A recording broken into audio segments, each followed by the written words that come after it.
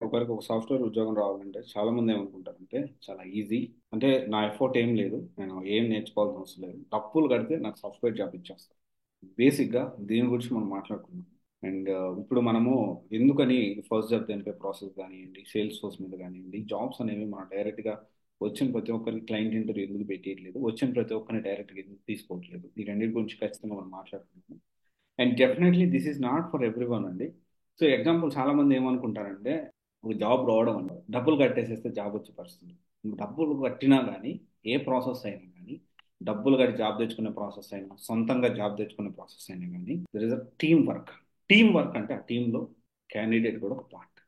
చెప్పాలి అంటే candidate part is 70 to 80%, 20 to 30% మాత్రమే మిగతా వాళ్ళ ఎఫర్ట్ అనేది ఉంటుంది. అంటే ఇప్పుడు నేను జాబ్ తెచ్చుకోవాలి అంటే నా ఎఫర్ట్స్ అనేవి 70 to 80% ఉండాలి.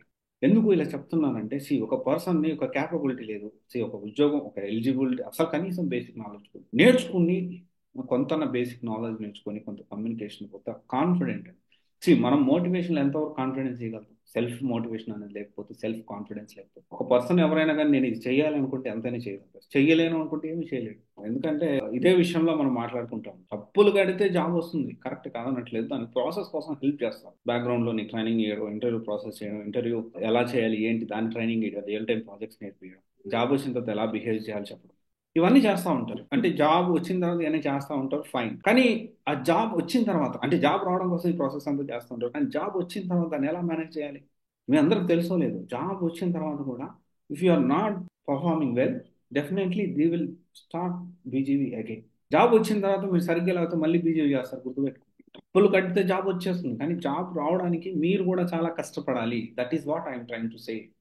మీ హార్డ్ వర్క్ అనేది చాలా ఇంపార్టెంట్ ఇక్కడ. జాబ్ వచ్చిన తర్వాత ఎలా దాని జాబ్ నిలబెట్టుకుంటారు చెప్పండి, మీ దగ్గర సబ్జెక్ట్ లేనప్పుడు అసలు నిలబెట్టుకోలేదు. సో ఖచ్చితంగా మీ అందరికీ నేను ఒకటే చెప్తా ఉన్నా, నేను డబ్బులు కట్టేసా నాకు జాబ్ వచ్చేస్తుంది, వస్తుంది, జాబ్ రావడం పెద్ద సమస్య లేదు.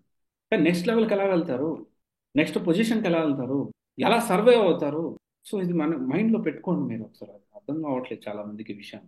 పర్ఫార్మెన్స్ బేసిస్లో కూడా మళ్ళీ బీజీవీ స్టార్ట్ చేస్తారు, ప్రాజెక్ట్ మారితే కూడా కొన్నిసార్లు బీజీవీ స్టార్ట్ చేస్తారు. If you are performing well, project మారినప్పుడు, కొత్త ప్రాజెక్టులు యాడ్ అయినప్పుడు కూడా ప్రాబ్లమే ఉంటుంది. గుర్తుపెట్టుకోండి, తెలుసుకోండి, అర్థం చేసుకోండి. డబ్బులు కడితే జాబ్ వస్తుంది నిజమే, కానీ క్యాండిడేట్ ఎఫర్ట్ అనేది ఆ జాబ్ నిలబెట్టుకోవాలంటే చాలా ముఖ్యం. ముఖ్యంగా చెప్పాలి అంటే డబ్బులు ఇవన్నీ కాదు, ఫస్ట్ ఆఫ్ ఆల్ నీ ఇంట్రెస్ట్, నీ కాన్ఫిడెన్స్, నీ హార్డ్ వర్క్ అనేది చాలా ఇంపార్టెంట్. ఎనీ ప్రాసెస్, మీరు బ్యాక్ డోర్ వెళ్ళండి, ఫ్రంట్ డోర్ వెళ్ళండి, లేకపోతే ఇంకో ప్రాసెస్ వెళ్ళండి, ఇంకో ప్రాసెస్, ఏ ప్రాసెస్ అయినా కానీ this is very important. Okay, ఆలోచించండి. Okay, thank you.